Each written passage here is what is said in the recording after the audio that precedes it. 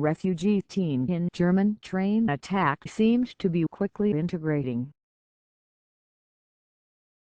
OCHSE and FURE, Germany. By all accounts, the 17-year-old Afghan behind an axe and knife rampage aboard a commuter train in Germany seemed to be quickly integrating and adapting to life in Germany, until something, possibly the death of a friend back home, prompted him to radicalize and turn on the country that took him in. 5 people were wounded in the attack late Monday near Wiersburg, including 4 members of a Hong Kong family who were on the train and a woman walking her dog outside. 2 remained in critical condition Wednesday, and Interior Minister Thomas de Maizière said it wasn't clear if they will survive. The attacker, whose name hasn't been released by authorities, was killed by police. Play video. Face the nation. Trump wants very few troops on the ground in fight against ISIS. In a clip from their first joint interview with CBS 60 Minutes, Donald Trump and Mike Pence discuss the stakes of American foreign policy and the Islamic State of Iraq and Syria. ISIS claimed responsibility for the attack and posted the video in which the teen waved a knife and referred to himself as a soldier of the Islamic State. During the attack, witnesses said he yelled Allahu Akbar, Arabic for God is great. The teen was one of about 60,000 unaccompanied minors who came into Germany last year amid a flood of 1 million migrants. Authorities say such young people are particularly traumatized and in need of help, but also vulnerable to radicalization by Islamic extremists. He wasn't on authorities' radar, and people who knew him said he seemed to be fitting in. He played soccer with the locals and had an internship at a local bakery, a growing command of the German language and a new home with a foster family outside the serene Bavarian town of Oxenfurt. He was a Sunni Muslim who went to mosque only on holidays, but prayed regularly at home. He always seemed relaxed, pleasant. He smiled. He was completely unobtrusive, in the best sense, said Simone Barrientos, 52, who lived down the road from the boys' refugee home and belongs to a group of volunteers that helps refugees in Oxenfurt. I would see him around. We exchanged perhaps a couple of words, she said. Barrientos said people who interacted with him are at a loss to explain what happened. With all these young people, you have to assume trauma. To do anything else would be naive, she said. Perhaps people who have been traumatized develop different strategies, and in his case, his strategy was probably to keep things close to his chest.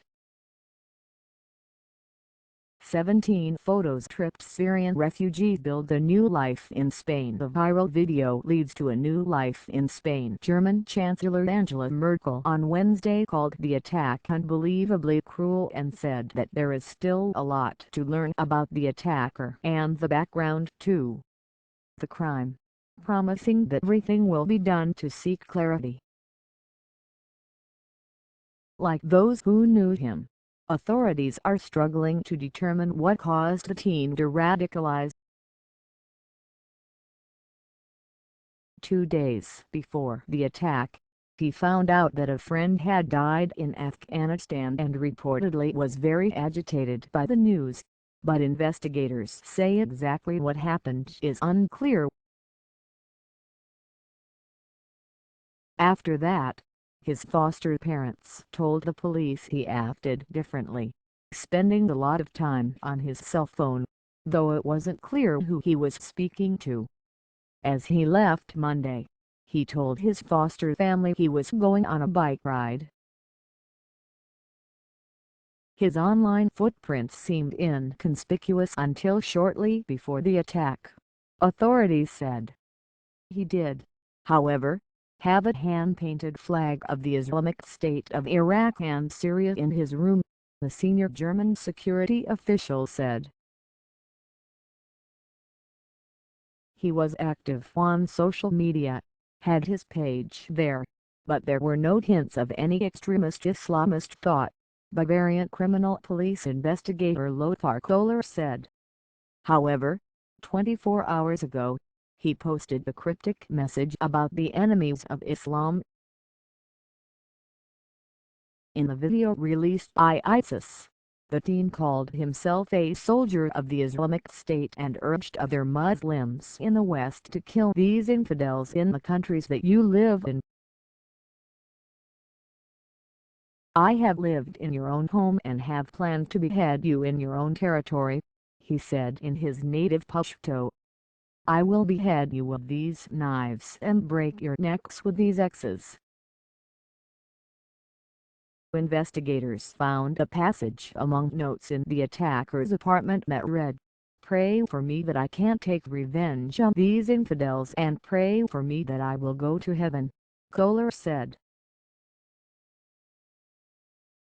Kohler said the teen had registered as a refugee in June 2015, when he crossed into the country from Austria. German authorities sent him to an asylum home for unaccompanied minors in Oxenfurt near Weiersberg, the nondescript yellow four-story building with small metal balconies, located at the end of one of the town's narrow streets. Play video. CBS Evening News. Europe rethinks refugee policy. More than 1 million refugees fled to Europe last year, desperate to escape the turmoil in the Middle East. Thousands more are still making the journey. 3 police officers kept journalists from talking to other residents there on Wednesday. The youth received asylum in March and had a residency permit.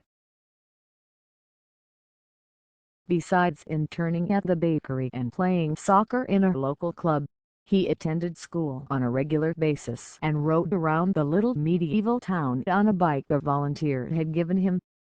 There was hope that he could soon get into a job training program. He had been living since July 1 with his foster family, whom he had been placed with because of his exemplary behavior. The head of the Social Welfare Office in the Weiersberg area, Michael Horlman, told Daily Die Welt. We now need to analyze very carefully how, despite these favorable conditions, it could still come to this act of violence, Bavarian Social Affairs Minister Emilie Müller said. Following the attack, Germany's head of domestic intelligence reiterated warnings that unaccompanied refugee teens are particularly vulnerable to becoming radicalized.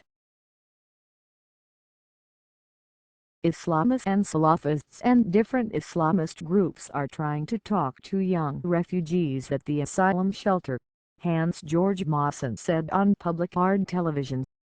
We must keep an eye on this group. We must make sure that nobody talks to these people. They mustn't be the target and especially not the victims of Islamist groups.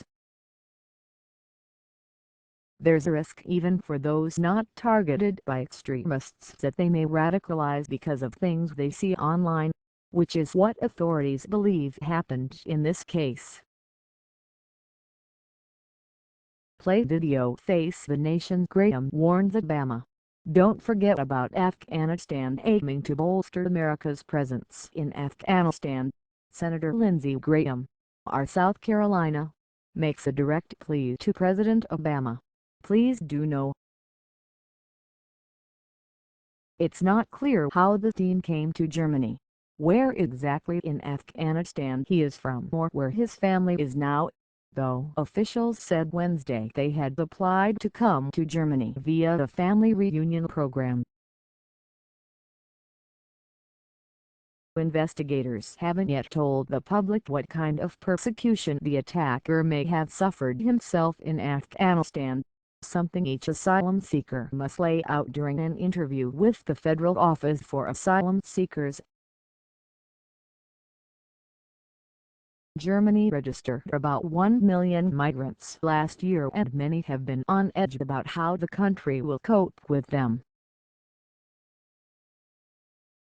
Fears were fueled by a string of sexual assaults and robberies on New Year's Eve in Cologne that prosecutors say were committed largely by foreigners.